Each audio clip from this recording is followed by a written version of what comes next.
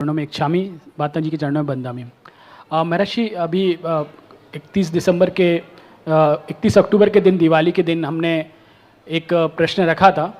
तो प्रश्न हमने तो रखा था, सिर्फ हमने सूचना दी थी कि हम ऐसा ऐसा वो कर रहे हैं, लेकिन उसमें से एक प्रश्न निकल आया था तो उसका दिया। लेकिन हमारा प्रश्न दूसरा था, वो था कि एक गंदी मछली समाज में है और अगर उसको हम क्षमा कर दें तो क्षमा करके वो गंदी मछली समाज में रहेगी तो सबको गंदा करेगी। ये प्रश्न था, उसका आंसर नहीं मिला था, तो इसका भी आंसर। और मेरा दूसरा ये था कि अब जैसे कि वो उसके बाद जो है किन्हीं ने नोटिस वगैरह, तो खैर नोटिस तो खैर हम बता दें महर्षि, एक नोटिस की एक व्यवस्था है, उसमें वकील का एड्रेस होता है, ईमेल आईडी होती है, फ़ोन नंबर होते हैं, साइन होते हैं, एनरोलमेंट नंबर होता है। उसमें ऐसा कुछ नहीं था, तो वो तो कुछ नोटिस वोटिस है ही नहीं है। और जिस अधिवक्ता का था वो, उससे हमने चर्चा करी तो उसने कहा ये हमारा तो उतने यूटिलाइज़ किया है नाम, और हम उनके ऊपर आगे जाके कोई भी केस वगैरह कर रहे हैं।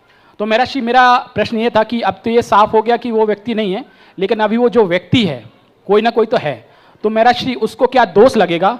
और बाकी जिनके नाम आए थे, जिनका कोई दोष नहीं था, उनको क्या इन सब चीज़ों से निकलने के बाद कोई पुण्य लगेगा क्या महर्षि? नमस्ते महर्षि। देखो, बेईमान तो बेईमान ही होता है।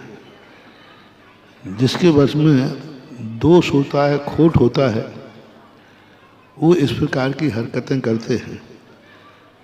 ऐसे कर्म का बंद कर लेते हैं कि एक छोटी सी बात को लेकर कितने लोगों को अशांत कर देते, कितने लोगों को विकल्प हो जाते।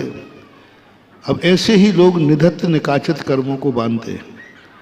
फिर ये जब कर्म उदय में आते हैं, फिर ये लाइलाज होते हैं, फिर इनका कोई आंसू पोंछने वाला भी नहीं मिलता।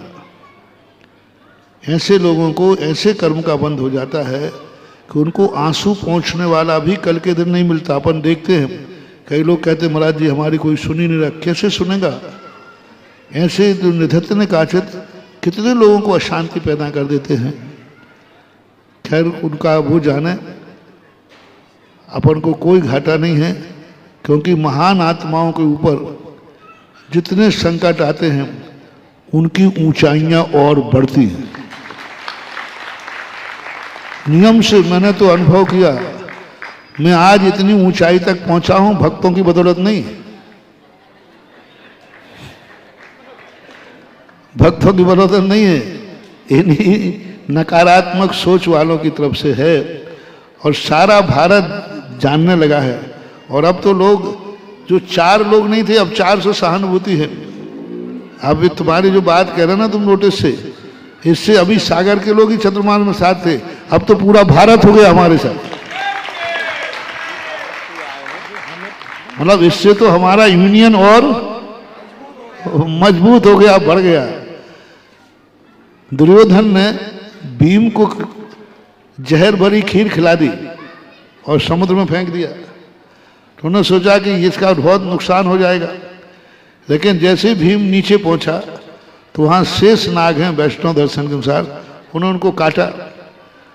तो शेष नाग कहता मेरे काटने पर तो लोग मरते हैं, ये तो होश में आ रहा है, क्योंकि जहर को मार देता है ना, तो वो तो होश में आ गया।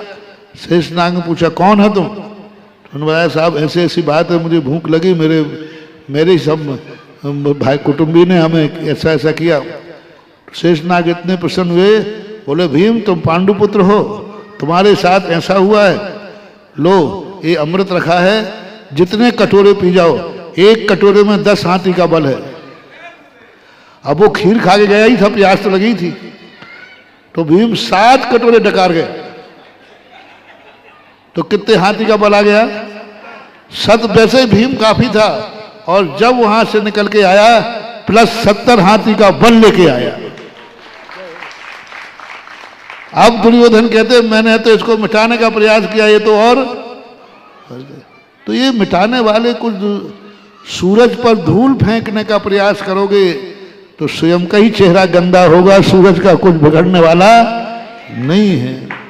तो ऐसे लोग होते हैं जिनको गंदगी पसंद होती है। खैर कोई बात नहीं, जिनका अच्छा भाव है उनको अच्छा ही पुण्य लगेगा और अच्छे परिणाम है। लेकिन हाँ, ऐसी हरकत करने वालों पर विचार जरूर करना चाहिए, क्योंकि ऐसी हरकत करने वालों पर विचार नहीं किया गया तो इनके हौसले बढ़ते हैं और फिर ऐसे क्राइम और बढ़ते जाते हैं, तो इस पर अंकुश तो लगना चाहिए।